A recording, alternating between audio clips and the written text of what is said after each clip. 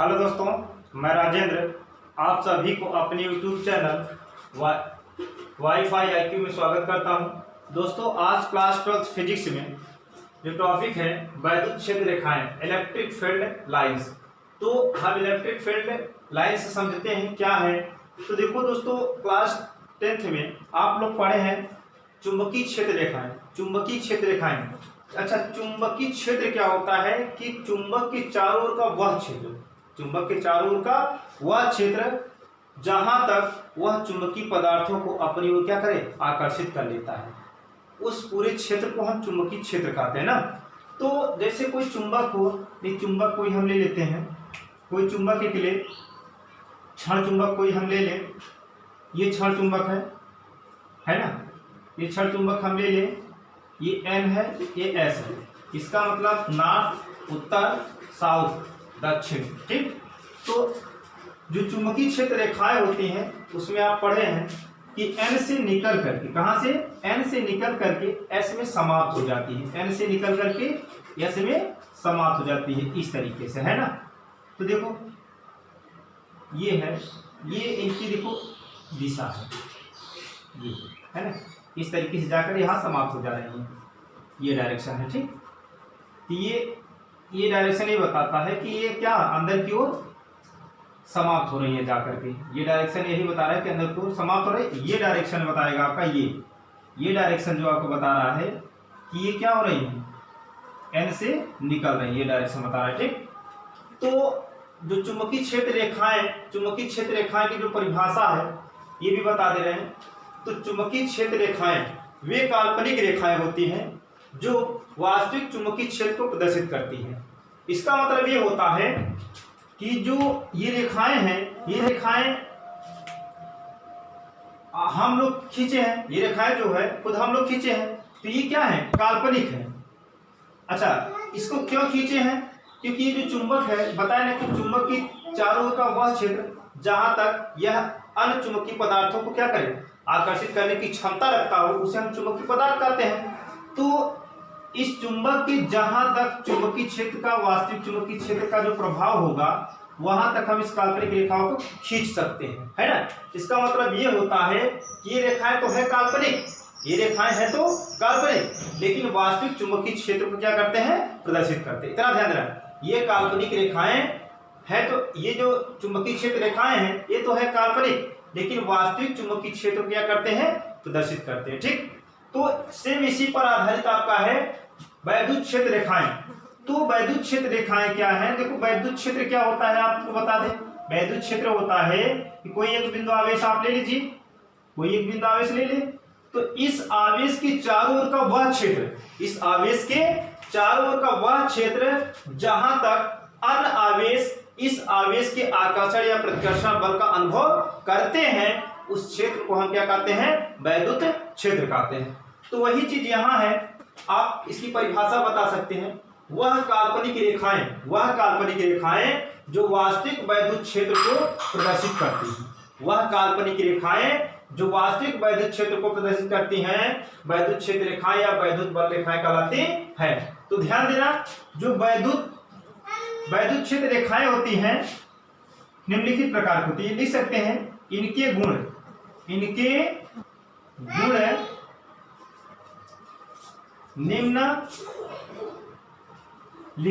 निम्नलिखित है ना, इनके गुण निम्नलिखित है। तो अब हम इनके गुणों को देखते हैं।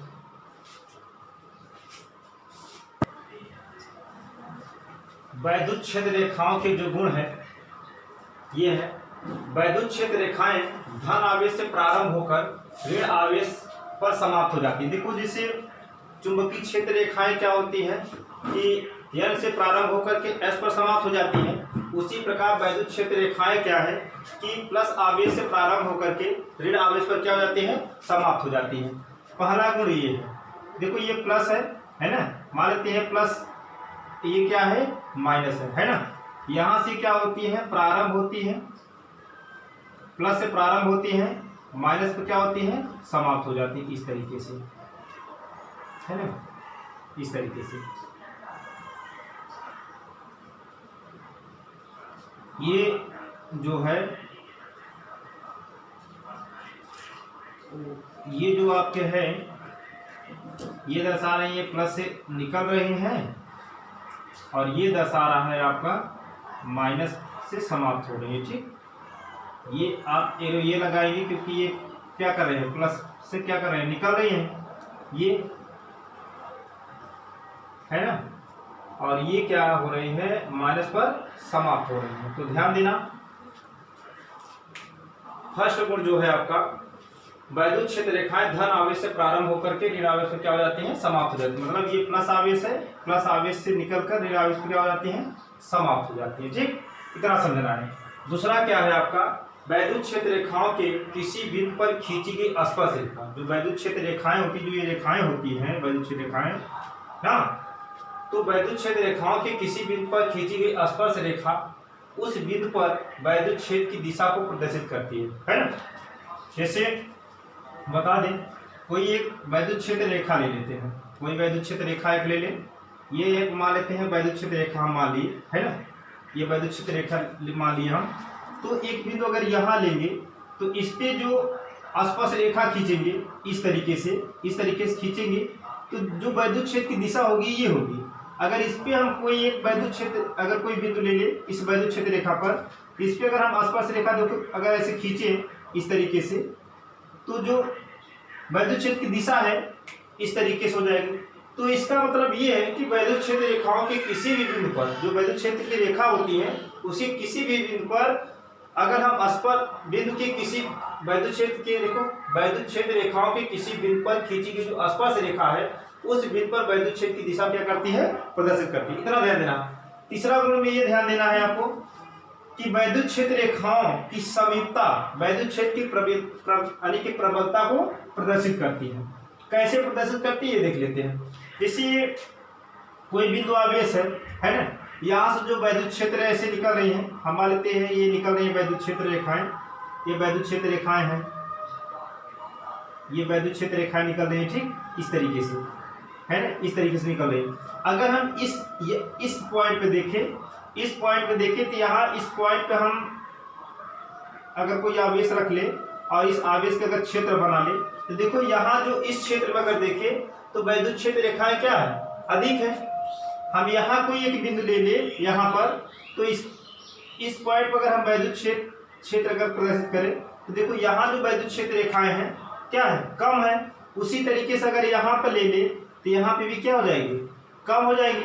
तो कहने का मतलब ये है कि जहाँ पर वैद्युत क्षेत्र की जो वैद्युत क्षेत्र, देखो वैद्युत क्षेत्र रेखाओं की समीपता, जहाँ पर वैद्युत क्षेत्र की जो रेखा है उनकी समीपता होगी, जहाँ वैद्युत क्षेत्र रेखाएं अधिक होंगी वहाँ वैद्युत क्षेत्र की प्रबलता को क्या होगी, अधिक होगी। और जहाँ वैद्युत क्षेत्र रेखाएं कम होगी वहाँ वैद्युत क्षेत्र की प्रबलता क्या होगी, कम होगी। ये हमेशा ध्यान देना। अब इसके बाद चौथा, पांचवा, छठवां पॉइंट हम देखते हैं। तो चौथा गुण है आपका वैद्युत क्षेत्र रेखाएं एक दूसरे को कभी भी प्रतिच्छेदित नहीं करती हैं, क्योंकि प्रतिच्छेद बिंदु वैद्युत क्षेत्र की दो दिशाएं, जहां प्रतिच्छेद बिंदु होगा वहां वैद्युत क्षेत्र की क्या हो जाएगी, दो दिशाएं हो जाएंगी, जो ऐसा संभव नहीं है। तो ध्यान देना, जैसे ये कोई वैद्युत क्षेत्र रेखा है और ये कोई वैद्युत क्षेत्र रेखा है ना, वैद्युत क्षेत्र, और ये क्या करती हैं, इस बिंदु पर क्या करती हैं, काट देती हैं।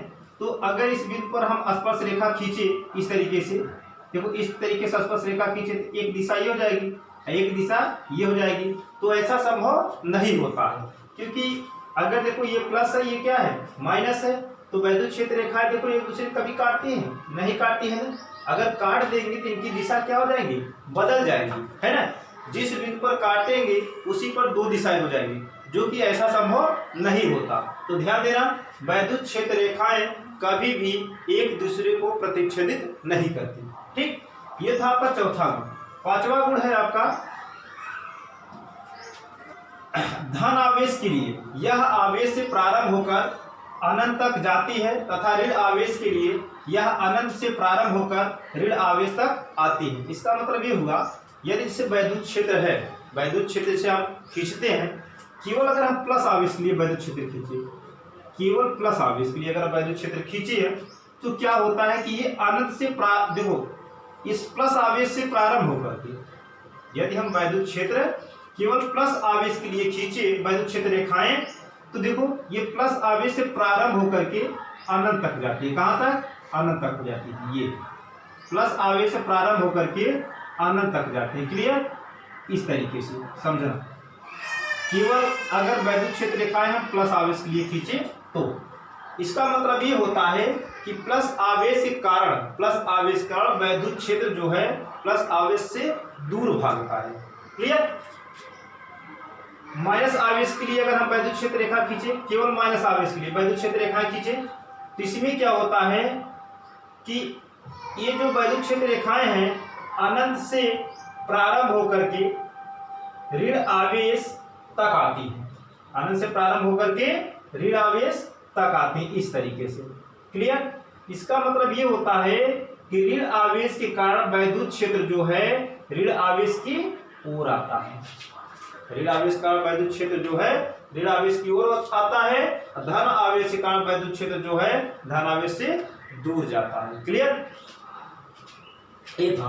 अब यदि हम देखो एक गुण और ले ले, आपको कुछ ऐसा ले ले कि जब प्लस प्लस केवल प्लस प्लस दो बिंदु आवेश हो, प्लस प्लस दो बिंदु आवेश हो और इनके बीच हम क्या करें, चुंबकीय क्षेत्र वैद्युत क्षेत्र रेखा अगर खींचे, इनके बीच एक प्लस आवेशीय है एक प्लस आवेशीय है, यदि इनके बीच वैद्युत क्षेत्र रेखाएं खींचे तो कैसे खींचेंगे? देखो ये क्या होती हैं, ये देखो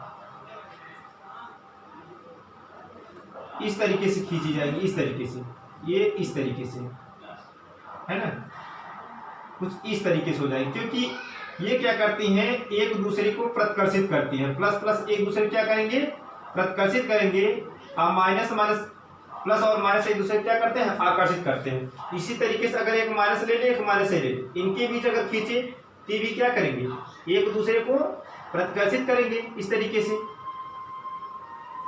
इस तरीके से, है ना, इस तरीके से क्या करेंगे, प्रतिकर्षित करेंगे। ध्यान देना, यदि आपको दो बिंदु आवेश ले ले और दोनों समान प्रकृति को, तो वैद्युत क्षेत्र की रेखाएं ये होगी, है ना, ये वैद्युत क्षेत्र की रेखाएं ये हो जाएगी। ठीक? और माइनस आवेश के लिए ये हो जाएगी। ठीक? क्योंकि ये माइनस आवेश की ओर होती है, ये रो लगाएंगे, ये समझना, ये होता है। ठीक? ये हो जाएगा। तो प्लस और माइनस होता है जो एक दूसरे को आकर्षित करते हैं, और समान प्रकृति का आवेश रहेंगे एक दूसरे को प्रतिकर्षित करेंगे, दूर भगा रहे हैं। ठीक है? तो इस तरीके से समान आवेश के बीच हम चुंबकीय क्षेत्र रेखाएं खींच सकते हैं। ठीक? तो इस वीडियो को हम यहीं से अब समाप्त करेंगे।